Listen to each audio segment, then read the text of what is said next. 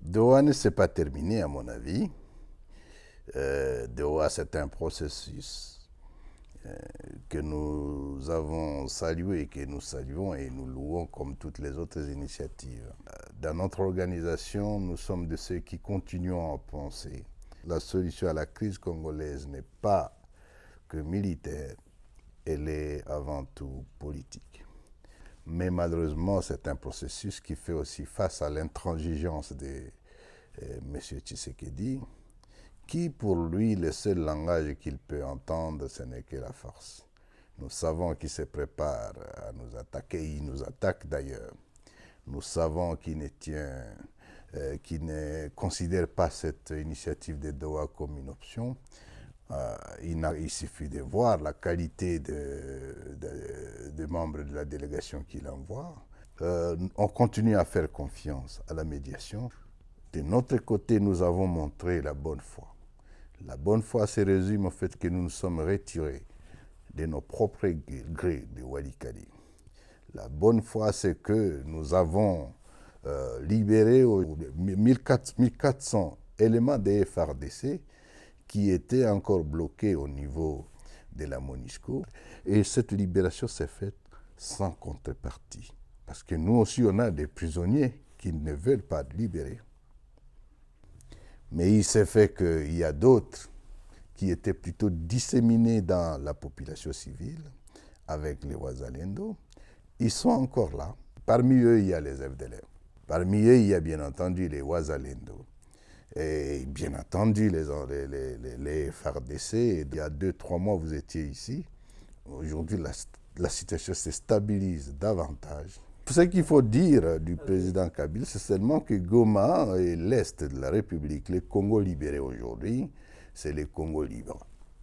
Tous les persécutés politiques, tous les marginalisés, tous ceux qui sont en insécurité à Kinshasa, tous ceux qui sont victimes du tribalisme et des divisions de Tshisekedi ont ici intérêt favorable et ils sont en train de venir par milliers.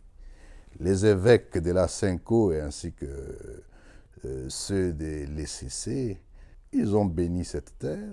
Le président Joseph Kabila, en dépit de son statut, il est parmi ceux qui sont aujourd'hui persécutés. Il est donc venu, et il ne nous a pas rejoints, je dis nous l'avons accueilli parce qu'il est venu dans son pays. Je voudrais préciser que Goma, pas Goma seulement, le Kivu, l'Est de la République du Congo, reste congolais. Nous sommes des Congolais et personne ne peut nous enlever ces droits-là. Alors le président Kabila est venu chez lui, il sait qu'il ne peut pas faire à Kinshasa, parce que là on a la machette pour couper la tête des gens, pour arrêter tout le monde, les mettre dans des cachots cachés. Vous savez ce qui se passe aujourd'hui, surtout lorsqu'il s'agit des Baswahili. Ici, nous sommes dans le Congo libre, où vous n'avez pas la discrimination, où nous avons le vivre ensemble, où nous avons compris que personne n'a fait le choix d'être Tutsi, d'être Hutu, d'être Houndé, d'être Muluba, Mungala, non. Mais nous sommes tous des Congolais et le vivre ensemble, la réconciliation nationale, c'est ça ce que nous vivons ici. Rien que cette semaine, plusieurs personnalités sont venus à Goma. Les uns publiquement, mais d'autres surtout pour éviter des représailles à Kinshasa. C'est toutes les Swahiliphones, c'est les gens de l'Est. Et c'est une politique bien conçue. 29 généraux de l'ADF-RDC sont arrêtés aujourd'hui et certains meurent en prison. Et 95% de ces généraux, ce sont les Swahili, surtout Katangé, du Kivu et Touri. Combien sont-ils les hauts officiers, comme les colonels, les majors, les consorts, et d'autres qui ne sont pas connus? Aujourd'hui, vous savez, dans la vie que mène la population à l'Est, leur argent est bloqué par les banques. Tshisekedi n'aurait jamais bloqué les banques si c'était au Kasaï. Il le fait parce qu'il veut punir la population de l'Est, les Swahiliphones. Et le monde entier s'était là-dessus. Cet argent n'appartient ni au Trésor, ni à Tshisekedi, et moins encore aux banquiers. c'est l'argent de la population. Mais on les punit, on veut décimer cette population. Je vous répète encore que ça aurait été au Kasaï, il n'aurait pas fait ça. C'est un tribaliste. Mais il répondra de ses actes. Je voudrais affirmer que le Congo est un et il restera un. Nous sommes devenus l'alternative face au désordre qu'il y a à Kinshasa. Et aujourd'hui, ils sont là pour récupérer, essayer de ramasser ce qu'ils peuvent encore prendre parce qu'ils se préparent à partir. Ils sont tous dans la compétition des vols. C'est des voleurs, des escrocs. Les institutions sont infantilisées. C'est une bande de voleurs et que les Congolais ne veulent plus voir. Êtes-vous passé à Kinshasa ces jours-ci? Non, c'est la ville la plus sale qui soit. Mais c'est-à-dire c'est une incapacité, une incompétence.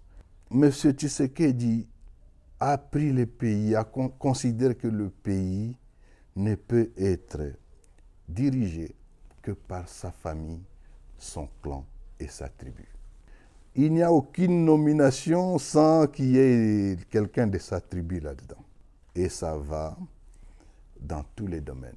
Le recrutement dans l'armée, si on dit qu'il a détruit les FARDC, les 5 derniers recrutements qui se sont faits, il fallait être originaire du Kasaï, donc les Baluba en général. Le Congo est une mosaïque de tribus et d'ethnies. On en compte autour de 450. Et lorsque vous rejetez les autres en ne s'occupant qu'à son clan, c'est ça un problème. Je ne suis pas en train de dire que non, les Kassaïens n'ont pas droit. D'ailleurs, il leur rend un mauvais service. La taxe RAM, c'est une taxe collectée sur toute la population du Congo. Tout l'argent a été envoyé plutôt pour construire une université à Mbujimaï. Et même alors, ça n'a pas été, tout l'argent a été détourné par les mêmes personnes. Le message aux Congolais, c'est que l'Alliance Fleuve Congo AFCM 23 est là. Elle constitue aujourd'hui l'espoir. L'armée qui a été détruite, il y a l'embryon de son armée qui est en train de se consolider. Armée professionnelle et qui sait faire la guerre. Bravo à son état-major et à son commandant, le général Makenga.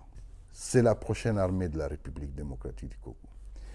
Le deuxième message, c'est que ils ne seront pas déçus. Nous savons qu'ils nous attendent. Le vrai problème du Congo, le premier problème, c'est sa sécurité. Les tueries à Ituri, à Beni, dans d'autres espaces. Leur problème, le deuxième, c'est que les Congolais ont faim. Comment maintenant améliorer la qualité de la vie du Congo? Il faut lui donner la vie. Il faut lui donner ce qu'on appelle d'abord sa dignité. Un parent qui ne sait pas comment ses enfants vont manger, il n'est pas digne. L'objectif étant que notre offre politique, c'est faire du Congo un business land. D'un État failli à un État moderne, zone d'opportunité pour tous. Avec un Congo réconcilié avec lui-même, vivant en paix, vivant ensemble, mais vivant aussi en paix avec ses pays voisins.